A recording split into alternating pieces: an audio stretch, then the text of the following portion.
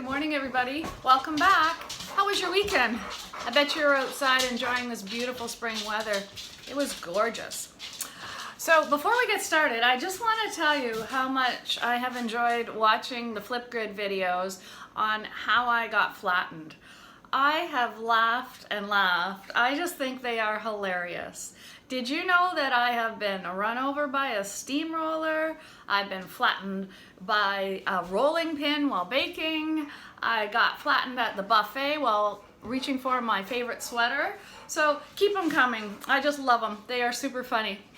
So this week in math, we're going to learn about fractions. So what is a fraction? Let's start with the question. What is a fraction? Well, today, when we practice fractions, we're going to talk about fractions as part of a whole. So what do I mean by that? Well, I'm going to show you, let's start with this piece of paper. So this is a whole piece of paper. We've all seen it.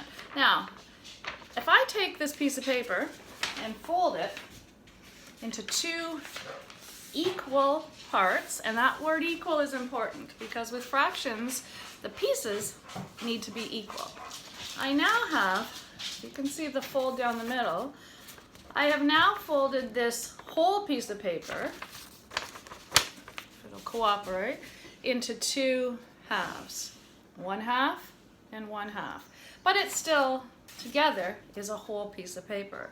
So that shows us halves. If I take this piece of paper and I fold it one more time down this way,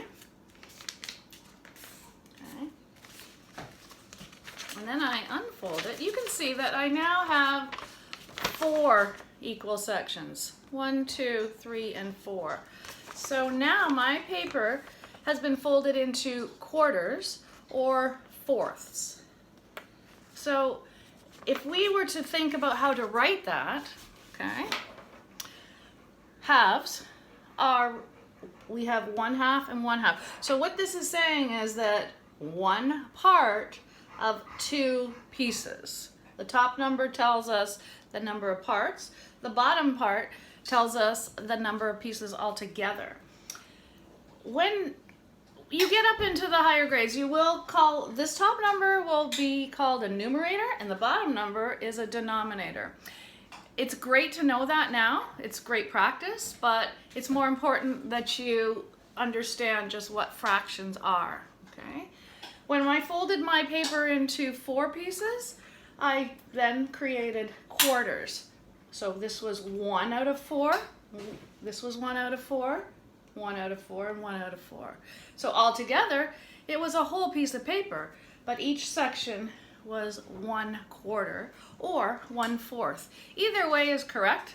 You can say quarters or fourths. A lot of times if you think about quarters, it's easy to remember because there are 4 quarters in a dollar. So 1/4 is 1/4 of a dollar. And we need 4 quarters to make up a whole dollar. So that's why quarters are called quarters. So I'm in my kitchen, as you've noticed, and the reason I'm in my kitchen is because fractions are everywhere in your kitchen. Maybe when you finish watching this video, you can look around your kitchen and see how you can find fractions. So one way is, if you've ever helped mom or dad cook, if you look at your measuring cup, which you need, it's pretty important if you're going to have a successful recipe. You need to follow directions and you need to follow the measurements. And on your measuring cup, it's all fractions. At the bottom, like it starts, 1/2 cup.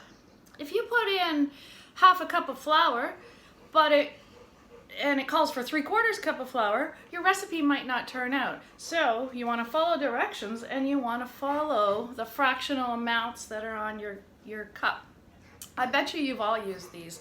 I'm sure you've helped around the kitchen. So they can come big, little.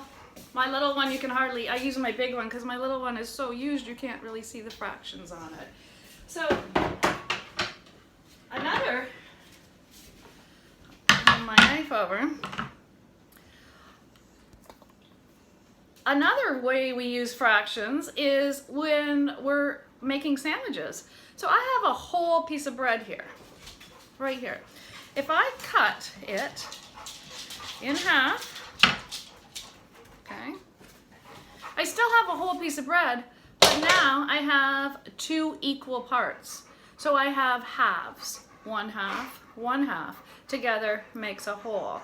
Now maybe you like your sandwich cut in quarters. So if I cut it again, just like with the paper, when we did the paper, if I cut it again, I now have 4 equal pieces, okay? So I have quarters. So the thing to remember is the pieces must be equal for it to be fractions. If they're unequal, then it's not a fair share. So think about if you were sharing a chocolate chip cookie with your friend and they wanted half, and you gave them a little piece and you got a big piece, that wouldn't be half. That would be still sharing some of your cookie, but it wouldn't be a half of a cookie. So there's some activities today that I want you to get started on. So we're just starting to learn about fractions. It takes a while. Fractions are sometimes a little hard to understand because they're part of a whole number. Okay, so you have to think of it as a whole and that we're just looking at a part of it. So try today's activities. There's some more this week that we'll continue to practice on. And have a great day. Talk to you soon. Bye, guys.